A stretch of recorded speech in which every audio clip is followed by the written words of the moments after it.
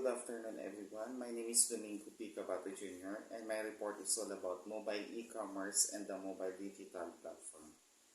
First, what is m-commerce? M-commerce or mobile commerce is the buying and selling of goods and services through wireless handheld devices such as smartphones and tablets. And mobile commerce is a form of e-commerce that enables users to access online shopping platforms without the use of desktop or computer. Around $30 million in annual revenues were generated through retail goods and services, apps, advertising, videos, ringtones, applications, movies, televisions, and location-based services including the local restaurants, locators, and traffic updates in 2012, making up around 10% of all e-commerce, wherein, however, m-commerce, which in some regions is increasing at a pace of 50% or more annually, is the fastest growing type of e-commerce and is projected to increase more. In China, over 855 million people were predicted to be cell phone users, and the top mobile phone retail sales, which include those of Amazon and eBay, are expected to reach 18.8 billion in 2018, followed by the sales of Apple and Android apps are at 8.7 billion, and the sales of digital content including music, TV shows, and movies at 3 billion according to the internet retailer in 2012. Location-based services and mobile advertising are not included in the projection. For services that are time-sensitive, appealing to customers on the go, or that complete a task more effectively than other ways, m-commerce apps are exploded in popularity. The next topic is all about services and application based on locations, wherein it includes geosocial, geomarketing, and geoinformation. First, geosocial is a networking type social networking in which geographic services and capabilities such as geocoding and geotagging are used to enable addition social dynamics, and geosocial networking also helps people locate restaurants, hotels, and others revenues. For example, friends might be inclined to meet if they were to find themselves in the same shopping mall or sports arena. And a dating app enables people to meet who happen to be nearby. The second one is geomarketing, wherein geomarketing is a tool that uses geographic or location-based information to help companies put together marketing strategies and campaigns. Using digital mapping to organize and display data enables marketers to analyze data by region or a particular physical location. For instance, a store where it can help you ensure that you're not promoting winter coats in Florida or bikinis in the Colorado mountains. Another example is Outback Steakhouse. Use location targeting to serve ads to nearby potential customers and exceeded industry standards by 80%, where they had a 25% improvement in requests for information about dining at Outback. And the last one is Dunkin' Donuts. Use location data successfully to connect mobile devices users with their location store, resulting in 72% click-through rate for directions.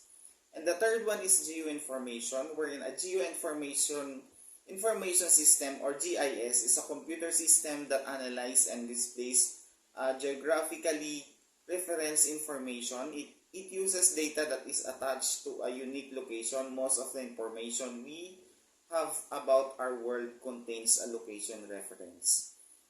And an illustration of geoinformation service is Wikitube.me for smartphone with built-in GPS and compass that can pinpoint your exact location and the direction the phone is oriented. Wikitube.me offers a specialized type of browser. It overlays information on places of interest you are viewing on your smartphone screen. For instance, from a tour bus, people can use their smartphone cameras to point at mountains, and the names of heights of those mountains will be displayed on the screen. And in order to share content with the other users, Wikitube.me also gives users the option to geotag the environment around them. Next is the additional mobile commerce services, which businesses clientele can now manage their accounts on a real-time scenario at their mobile devices. For example, BPI allows clients to make mobile banking, transfer money, and check account balances, while GCash allows customers to pay bills, load prepaid phones, and credit card like Citibank allow clients to monitor their expenditures and see their monthly statement balance right away on their mobile phone. And Yahoo ran advertisement for brands like Pepsi, Procter & Gamble, Hilton, Nissan, and Intel on its mobile homepage, while Microsoft offers banner and text advertising on its MSN mobile page. And lastly, Google is showing ads related to cell phone searches by users of the mobile version of its search engine. And games, movies, and other mobile apps are also have ads on them. Companies like SM, Uniqlo, Adidas, and Levi's also allows customers to place order using mobile devices.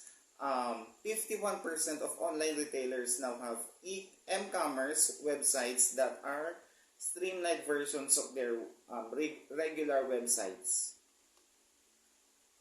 Another one is games and entertainment, where tablets and smartphones have evolved into portable entertainment system. Digital games, movies, TV episodes, musics, and ringtones are available for download and streaming on smartphones. Live TV shows of networks like ABS-CBN, FTJ's Batang Quiapo, and GMA 24 Oras are now streamed live on their respective YouTube channel and Facebook pages. Movie series, shows, documentaries, and other are also available on I Want TFC mobile app, and at the same time Netflix. Next one is building an e-commerce presence, wherein having a clear grasp of your business goals and knowing how to select the appropriate technology to help you reach those goals are the two managerial problems that are most crucial for creating successful online presence. And for instance, Facebook business page, Twitter company feed, and other smartphone where clients may access your services apart from your company websites. Next one is the site building puzzles pieces, wherein company technologies selection should be influenced by customer needs. Clients will want technology that enables them to swiftly what they're looking for. Examine it, buy it, and then receive it from the warehouse. The business must carefully think through the layout of your business. It should consider a project strategy once it determines the major decision areas. Assuming you are for example, you are a manager of a medium-sized company that manufactures industrial parts and has 8 operations in the Philippines, Singapore, and Malaysia. The company that employs about 10,000 people, and it has a 1 million budget from senior management to create an online store within a year. And then the website main function will be to sell and promote support for the company's 20,000 clients, and the majority of which are local small machine and metal fabrication firms. The question is, how do you begin the process? First, as a manager, you must be aware of the primary areas where decisions will need to be made, and to construct and operate a successful e-commerce site, you will need to assemble team of people with the necessary skill set of the organizational and human resources fronts, and then the major choices about technology, site design, social and information policies that will be implemented at your site will be made by this team. And if we want to avoid problems that have happened at some businesses, the entire site creation process needs to be carefully handled, wherein you will also need to decide on the hardware, software, and telecoms infrastructure for your websites.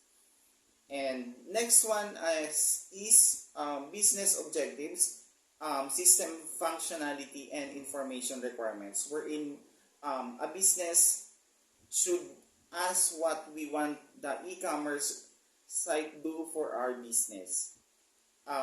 When developing a business website, it is a must consider the question what we want and the e-commerce site to do for our business, because the main thing to take away from this is that technology should be driven by business decisions, not the other way around. By doing this, you can be confident that your technology platform and your company are compatible. We'll presume that in order to accomplish your strategy goals, you've picked a company model and develop a business plan. But how can you turn your ideas, business plans, and strategies into a functional online store? Following the identification of the business goals for your website, in your planning, you must create a list of system functionalities and information needs. Simply said, business objectives, system capabilities, or system functionalities to accomplish your company goals, wherein the information components that a system must produce in order to meet the business objectives are known as information needs.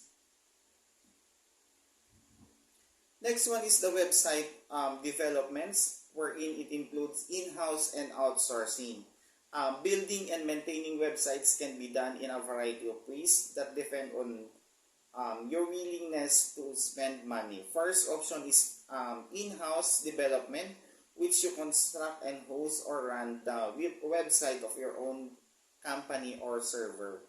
And the second option is outsourcing, which allows the development of the complete website to an outside firm, where they create, develop, and host your website, while others will only create or host. And under the website development is the development decision, where there are several options available. If you decide to design your own website, you may utilize a pre-made template to build the website if you are reasonably proficient. For instance, Yahoo Merchant Solutions, Amazon Stores, and eBay all offer templates that just need text, graphics, and other information to be entered. They also offer the necessary infrastructure to support the website once it has been built.